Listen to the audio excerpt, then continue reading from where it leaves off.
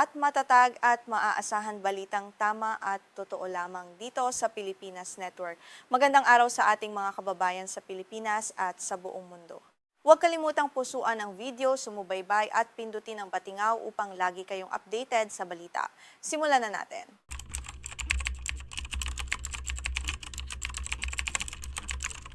Muling sumiklab ang matinding tensyon sa gitnang silangan matapos magpalitan ng marahas na pag-atake ang puwersa ng Estados Unidos at Iran. Ayon sa ulat, naging target ng panibagong sagupaan ang mga base militar malapit sa estratehikong Strait of Hormuz na nagbabantang magdulot ng malaking krisis sa pandaigdigang supply ng langis. Ito na ang pangalawang beses na nagkaroon ng direktang bakbakan ang dalawang bansa sa nakalipas na mga araw. Inihayag ng Tehran nitong Huwebes na matagumpay nilang tinarget ang isang airbase ng Amerika sa gitnang silangan. Ang ataking ito ay tugon umano ng Iran sa mga naunang operasyong militar ng Estados Unidos sa timog na bahagi ng kanilang bansa. Ang mabilis na pag-atake ng Iran ay nagdulot ng malaking pangamba sa mga karatig bansa sa rehiyon at nagbabadya ng mas malawak na labanan na maaaring sumira sa mga kasunduan sa kapayapaan. Nagsimula ang panibagong serya ng bakbakan noong Miyerkules nang barilin ng puwersa ng Amerika ang 4 na one-way attack drones ng Iran. Bukod dito, binomba rin ng Estados Unidos ang isang ground control station sa loob mismo ng teritoryo ng Iran. Ayon sa mga opisyal ng Pentagon, ang pasilidad na ito ay nagpapakita ng direktang banta sa mga barkong pandigma ng Amerika at sa mga komersyal na barkong dumadaan sa karagatan ngayon. Nadayami rin sa gulo ang Kuwait na kilalang kaalyado ng Estados Unidos sa rehiyon. Kinumpirma ng militar ng Kuwait na aktibo ang kanilang air defense system upang harangin ang mga papasok na missile at drone kamakailan. Narinig ang sunod-sunod na pagsabog sa himpapawid habang pinapabagsak ang mga banta. Ang Kuwait ay naglalaman ng mahalagang airbase ng Amerika na madalas maging target ng mga rebelding grupo ng Iran. Ang seryang ito ng pag-atake ang itinuturing na pinakamalubhang paglabag mula nang maipatupad ang kasunduan sa tigil putukan noong nakaraang buwan. Nangangamba ang mga eksperto na tuluyan ng masira ang negosasyon para sa muling pagbubukas ng Strait of Hormuz.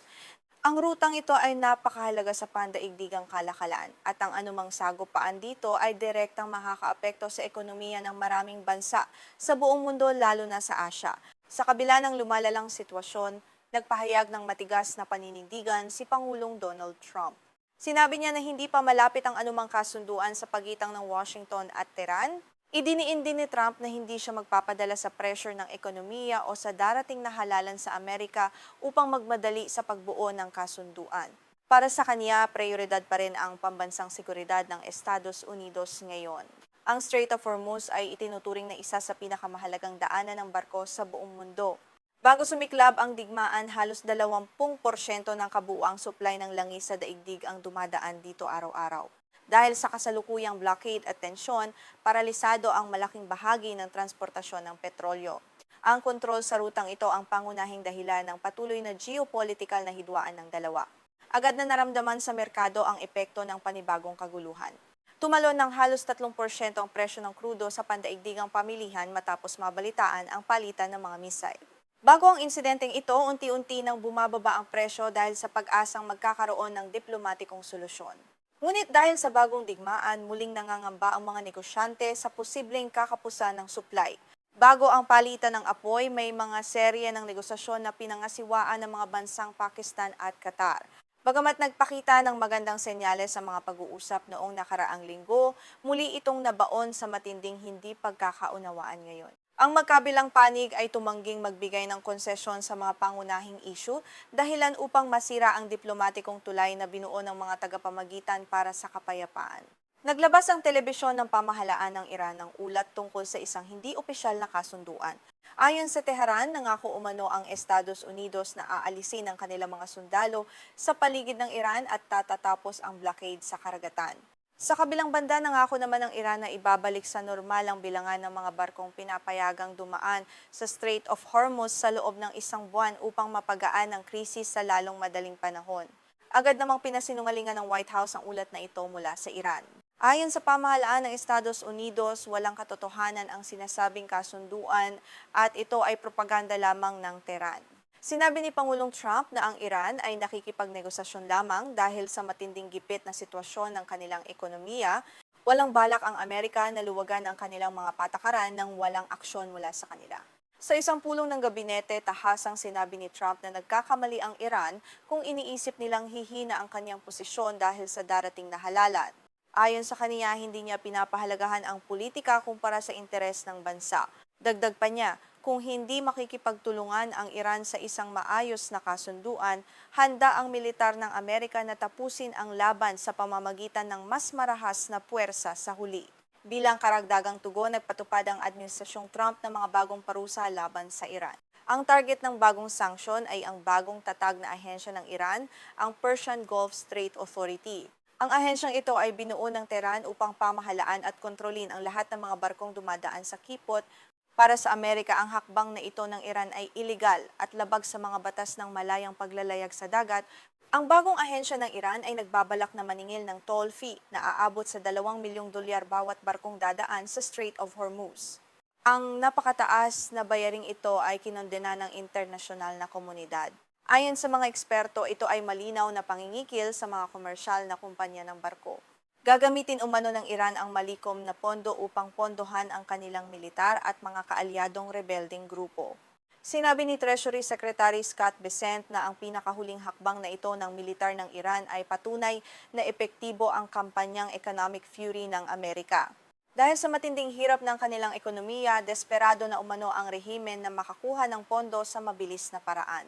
Idiniin ni Bessent na patuloy na hihigpitan ng Estados Unidos ang mga parusa upang tuluyang maparalisa ang pinansyal na makinarya ng bansa. Isa pa sa mga pangunahing dahilan ng hindi pagkakaunawaan ay ang bilyon-bilyong dolyar na pondo ng Iran na kasalukuyang naka-freeze sa mga bangko sa Amerika. Nais ng Tehran na ibalik ang mga pondong ito bago sila pumayag sa anumang kasunduan sa kapayapaan. Ngunit nanindigan ng Estados Unidos na gagamitin lamang ang perang ito sa pagpopondo ng terorismo, kaya hindi nila ito pakakawalan ng walang mahigpit na kondisyon. Iginiit naman ni Ali Bagheri, ang Deputy Head ng Supreme National Security Council ng Iran, na karapatan ng kanilang mamamayan na makuha ang mga naka-freeze na pondo. Sa kaniyang pahayag, sinabi niya na dapat ibalik ng Amerika ang lahat ng ari-arian ng Iran nang walang anumang kondisyon. Ang isyong ito ang patuloy na umaharang sa anumang diplomatikong pag-unlad at nagiging mitsa ng patuloy na sagupaan ng dalawang bansa sa kasalukuyan. Samantala, na pagkakasangkot ng Kuwait sa opensiba ay nagpapakita ng lumalawak na banta ng digmaan sa iba pang bansa sa Gulpo. Bilang host sa libu-libong sundalong Amerikano, palaging nanganganib ang Kuwait sa mga retaliatory strike ng Iran.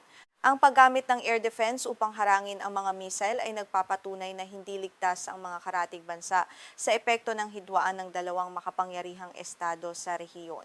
Nagbabala rin ng Revolutionary Guard ng Iran na anumang karagdagang aksyon mula sa Amerika ay tutugunan nila ng mas matinding puwersa. Sinabi ng pamunuan ng militar ng Iran na ang Washington ang dapat sisihin sa anumang masamang kahihinatnan ng digmaang ito. Ang matatayog na pahayag na ito ay nagpapakita na walang balak sumuko ang Iran sa kabila ng matinding pressure sa ekonomiya at banta ng direktang pagsalakay ng US. Sa pagtatapos ng ating balita, nananatiling kritikal ang sitwasyon sa Strait of Hormuz. Habang walang nakikitang solusyon ang dalawang bansa, patuloy na mangangamba ang buong mundo sa epekto nito sa ekonomiya at seguridad. Manatiling nakatutok sa aming himpilan para sa mga susunod pang updates sa mainit na isyong ito. Ako si Juan de la Cruz, nag-uulat para sa Balitang Pandaigdig. Magandang gabi sa inyong lahat dito sa bansa, magandang gabi sa inyong lahat.